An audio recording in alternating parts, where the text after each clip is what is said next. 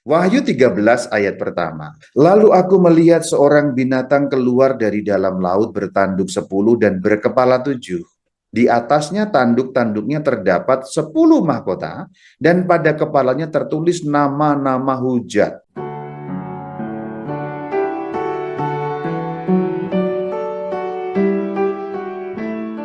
Kitab Wahyu bukan kitab harafiah, itu ingat baik-baik. Kita mulai dari kata binatang. Itu kuncinya ada di ayat 18. Siapa yang bijaksana baiklah ia menghitung bilangan binatang itu. Karena bilangan itu adalah bilangan seorang manusia. Sekarang masih pada ayat pertama, karena sudah binatang sudah, kita udah satu persatu. Laut. Ini juga bukan laut yang harafiah. Wahyu 17 ayat 15. Semua air yang telah kau lihat, perhatikan air yang telah kau lihat, air yang banyak adalah bangsa-bangsa dan rakyat yang banyak dan umat dan bahasa. Baru sepenggal ini saja kita sudah bisa mengartikan ayat ini. Lalu aku melihat seekor binatang keluar dari dalam laut. Seorang manusia yang keluar dari kumpulan bangsa-bangsa. Nah, itu dia. Namun ada juga arti yang lain. Laut atau air yang banyak umumnya juga melambangkan kekacauan. Kita ingat kalau kita kembali kepada kitab Kejadian, kitab pertama dalam Alkitab, dikatakan roh Allah melayang-layang di atas air, di atas samudera raya maksudnya.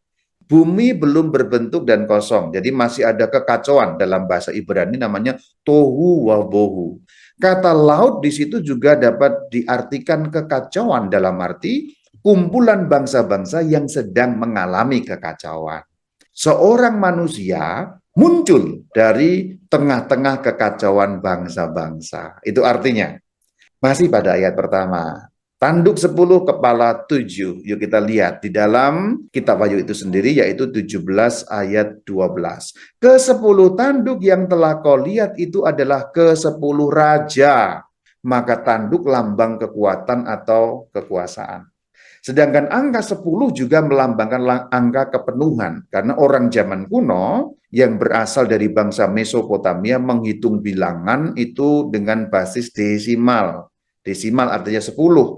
Jadi 10 tanduk artinya 10 kekuatan. 10 raja itu berarti kekuatan yang penuh di antara bangsa-bangsa. Sekarang kita lihat kepala 7. Ini ada di kitab Wahyu juga, 17 ayat yang ke-10. Ketujuhnya juga 7 raja.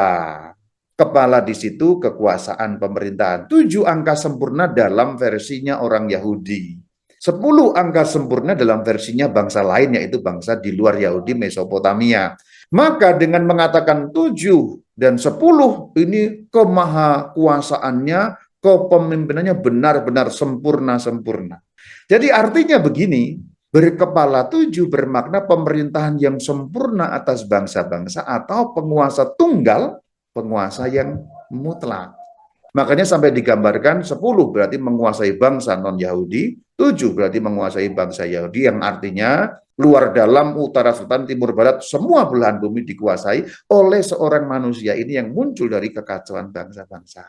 Oke, kita lanjutkan sekarang. Di atas tanduknya 10 mahkota. Yuk kita lihat apa artinya 10 mahkota. Mahkota itu lambang kerajaan, kekuasaan yang mutlak sebagai raja. Ingat, 10 sudah diulas di bagian awal, jadi tidak sulit memahami. Jadi kepalanya tadi bermahkota, makin lengkap lagi karena mahkota kalau pada zaman kuno melambangkan ya kerajaan, melambangkan kekuasaan sebagai raja. 10 angka penuh. Jadi 10 mahkota melambangkan kekuasaan sebagai raja yang mutlak, yang kuasanya penuh, yaitu seorang penguasa tunggal yang mutlak. Bagian terakhir dari ayat 1, nama-nama hujat. Ada 7. Loh kok bisa dari situ? Perhatikan kalimat sebelumnya, berkepala 7. 7 kita sudah tahu dalam versi orang Yahudi, 7 itu kelengkapan kesempurnaan yang maha. Hujat itu apa sih? Penghinaan dan perlawanan kepada Allah. Artinya kalau ada 7 hujat, berarti ada 7 penghinaan dan perlawanan terhadap Allah yang maknanya adalah perlawanan yang sempurna kepada Allah, yang disertai dengan penghinaan yang sempurna kepada Allah. Dengan demikian, kita kemudian tahu 7 hujat itu maknanya apa. total melawan Allah, total menghina Allah, berarti kejahatan yang mutlak dan menyeluruh. Sekarang kita artikan setelah kita tahu masing-masing komponen-komponen makna. Aku, Yohanes di situ, melihat seorang manusia, binatang tadi, yang keluar dari kekacauan di tengah bangsa-bangsa di dunia ini, dan manusia itu memiliki kekuasaan yang sempurna, penguasa tunggal mutlak satu-satunya, dan dirinya adalah sosok yang melawan dan menghina Allah dengan sepenuh-penuhnya, total dan menyeluruh, yaitu kejahatan yang maha sempurna. Jadi ini bicara tentang seorang manusia. Yang digambarkan dalam Wahyu 13 ayat 1 ini, apakah sudah ada manusia seperti itu? Bagaimana tanda si binatang, tanda 666 ketika muncul nanti, harus diawali dengan Wahyu 13 ayat 1. Maksudnya harus diawali dengan peristiwa yang diceritakan dalam Wahyu 13 ayat 1 ini. Sebelum nanti sampai pada 666 itu. Jadi kalau kita melihat akhir zaman, tandanya salah satunya ini. Kalau suatu kali kita sudah melihat seorang manusia yang memiliki kekuasaan yang demikian besar atas seluruh bangsa dan kekuasaan itu tunggal dan mutlak, dan kekuasaan itu disertai dengan perlawanan total dan penghinaan kepada Allah, kita sudah melihat tandanya, oh akhir dunia tidak lama lagi. Tidak lama laginya itu belum tentu dalam ukuran manusia ya. Tidak lama lagi itu bisa ratusan tahun juga, tapi dalam arti tertentu ketika kita melihat kejadian atau fenomen seperti ini, maka kita sudah lihat, oh tanda yang disebutkan dalam kitab Wahyu 13 ayat yang pertama sudah muncul depan mata kita. Kalau sekarang, ya belum. Artinya apa? Ya kiamat masih jauh. Loh kok Romo tahu? Kiamat kan itu urusan Tuhan. Iya betul. Memang akhir zaman itu urusan Tuhan, dikatakan hanya Bapa yang tahu, tetapi Bapa memberitahu kita bagaimana tanda-tandanya atau gejalanya. Salah satunya yang tercantum di dalam kitab Wahyu pada pasal 13 ayat pertama. Ini baru satu ayat loh. Baru kita membaca satu ayat, kita sudah diterangi dengan demikian clear. Jadi kalau kita melihat sekarang belum ada kekuasaan tunggal dan mutlak yang memimpin seluruh dunia loh, dengan kekuatan penuh dan sempurna, serta melakukan hujat total kepada Allah. Dan kalau kita melihat ajaran-ajaran mengenai 666 akhir zaman, jangan bingungan ya. 2 Tesalonika 2 ayat 2, untuk melihat bagaimana nasihat supaya kita tidak menjadi orang yang bingungan dalam iman, seperti orang yang tidak punya pegangan.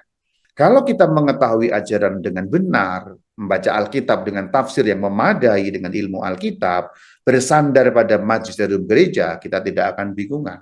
Yuk kita baca. Supaya kamu jangan lekas bingung dan gelisah, baik oleh ilham roh maupun oleh pemberitaan atau surat yang dikatakan dari kami seolah-olah hari Tuhan telah tiba. Nah ini, hari Tuhan yang dimaksudkan dalam surat Tesalonika 2 ini adalah sama dengan hari kiamat maksudnya. Ilham roh, nah ini yang sering terjadi sekarang ya. Mendapat penampakan Bunda Maria, mendapat penampakan dari Yesus sendiri, bahkan mendapat penampakan dari siapa, bahkan ada yang orang yang dikatakan turun ke neraka. Ada itu di internet banyak kayak gitu ya. Gak usah percaya, dikatakan jangan lekas bingung dan gelisah. Nah ilham roh ini yang seringkali membingungkan. Iya bener loh itu katanya penampakan dari Bunda Maria. Bagaimana mengujinya? Harus mendapatkan pengesahan dari gereja. Contoh penampakan Bunda Maria yang sah itu ya Fatima, Lourdes gitu. Kalau di luar itu yang apalagi yang belum disahkan oleh gereja sebagai otentik ya nggak usah dipercaya gitu. Sedangkan kalaupun yang sudah disahkan pun kita tidak terikat untuk meyakini atau mengimani wahyu pribadi itu. Ilham roh ini yang dimaksud di sini. Pokoknya ini ingat baik-baik. Menurut kitab Wahyu 13 ayat pertama, harus ada satu orang manusia sebagai penguasa tunggal dan mutlak atas seluruh bangsa di dunia, yang dia kemudian melawan dan menghina Allah dengan hujat yang total dan sempurna.